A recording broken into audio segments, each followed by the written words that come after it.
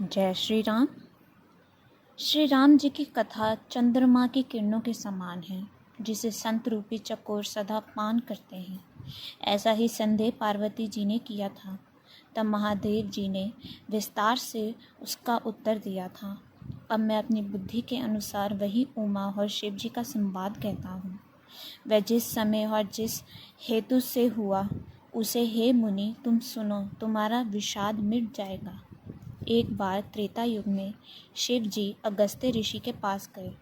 उनके पास जगत जननी भवानी सती जी भी थी। ऋषि ने संपूर्ण जगत के ईश्वर जानकर उनका पूजन किया। मुनिवर अगस्त्य जी ने राम कथा विस्तार से कही, जिसको महेश्वर ने परम सुख मानकर सुना। फिर ऋषि ने शिव जी से सुंदर हरि भक्ति पूछी और शिव जी ने उनको अधिकारी पारक भक्ति का निरूपण किया। श्री रघुनाथ जी के गुणों की कथाएं कहते सुनते कुछ दिनों तक शिव जी वहाँ रहे। फिर मुनि से विदा मांगकर शिव जी दश कुमारी सती जी के साथ घर कैलाश को चले। उन्हीं दिनों पृथ्वी का भार उतारने के लिए श्री हरि ने रघुवंश में अवतार लिया था। वह अविनाशी भगवान उस समय पिता के वचन से राज्य का त्याग करके तपस्वी या साधु वेश में दंडवन में विचार कर रहे थे। शिव जी हृदय में विचारते जा रहे थे कि भगवान के दर्शन मुझे किस प्रकार हो। प्रभु ने गुप्त रूप से अवतार लिया है, मेरे जाने से सब लोग जान जाएंगे। श्री शंकर जी के हृदय में इस बात को लेकर बड़ी खलबली उत्पन्न हो गई, परंतु सती जी इस भेद को नहीं जानती थीं।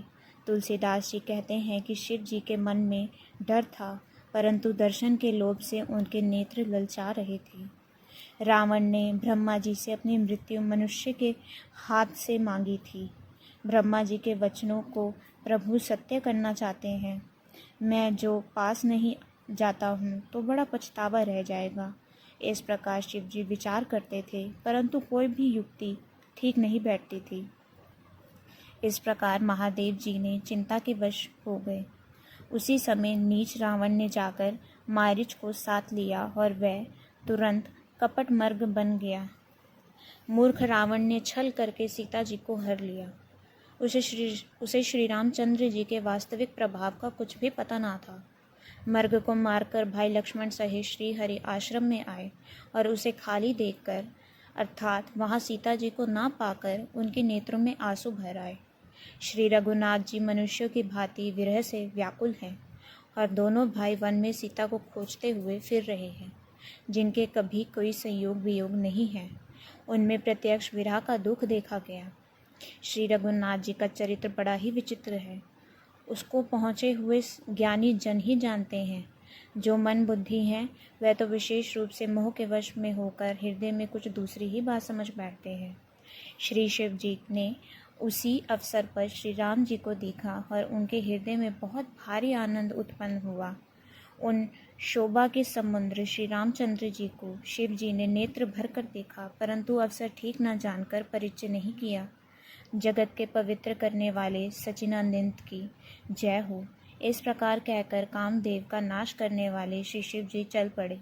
कृपा निधान शिव जी बार बार आनंद से पुलकित होते हुए सती जी के साथ चले जा रहे थे। सती जी ने शंकर जी की वह दशा देखी तो उनके मन में बड़ा संदेह उत्पन्न हुआ। वह मन ही मन कहने लगी कि शंकर जी की सारा जगत वंदना करता है। वह जगत के ईश्वर हैं। देवता मनुष्य मुनि सब उनके प्रति सर निवारते हैं। उन्होंने एक राजपुत्र को सचिन आनंद परम धाम कहकर प्रणाम किया और उसकी शोभा देखकर वे इतने प्रेम मगन हो गए कि अब तक उनके हृदय में प्रीति रोकने से नहीं रुकती। जो ब्रह्मा सर्वव्यापक, माया रहित, अजन्मा, अगोचर, इच्छा रहित और भेद रहित है और जिसे वेद भी नहीं जानते, वह ये देह धारण करके मनुष्य हो सकता है? देवताओं के हित के लिए मनुष्य शरीर धारण करने वाले जो विष्णु भगवान हैं, वह भी शिव जी की एक भांति सर्वज्ञ है। वह ज्ञान के भंडार, लक्ष्मी के पति और असुरों के शत्रु भगवान विष्णु क्या अज्ञानी की तरह स्त्री को खोजेंगे? फिर शिव जी के वचन भी झूठे नहीं हो सकते। सब कोई जानते हैं कि शिवजी सर्वज्ञ हैं। सती के मन में इस प्रकार का अपार संदेह उठ खड़ा हुआ। किसी तरह भी उनके हृदय में ज्ञान का प्रादुर्भाव नहीं होता था। यद्यपि भवानी जी ने प्रकट कुछ नहीं कहा, पर अंतर्यामी शिव जी सब जान गए। वह बोले, हे सती, सुनो, तुम्हारा स्त्री स्वभाव है, ऐसे संदेह मन में कभी न रखना चाहिए।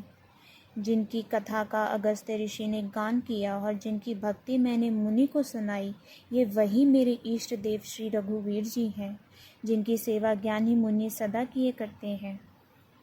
ज्ञानी मुनि योगी और सिद्ध निरंतर निर्मल चित्त से जिनका ध्यान करते हैं तथा वेद पुराण और शास्त्र नेति नेति कहकर जिनकी कीर्ति गाते हैं, उन्हीं सर्वव्यापक समस्त ब्रह्मांडों के स्वामी मायापति नित्य परम स्वतंत्र ब्रह्मा रूप भगवान श्री राम जी ने अपने भक्तों के हित के लिए अपनी इच्छा से रघुकुल के मणि रूप में अवतार लिया है। यद्यपि शिव जी ने बहुत बार समझाया, फिर भी सती जी के हृदय में उनका उपदेश नहीं बैठा।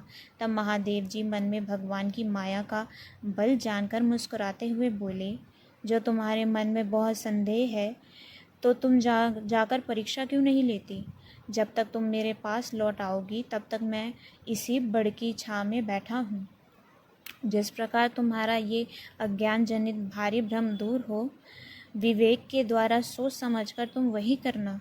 शिव जी की आज्ञा पाकर सती चली और मन में सोचने लगी कि भाई क्या करूं, कैसे परीक्षा लूं। इधर शिव जी ने मन में ऐसा अनुमान किया कि दक्ष कन्या सती का कल्याण नहीं है। जब मेरे समझाने से भी संदेह दूर नहीं होता, तब मालूम होता है विधाता ही उल्टे हैं। अब सती का कुशल नहीं है।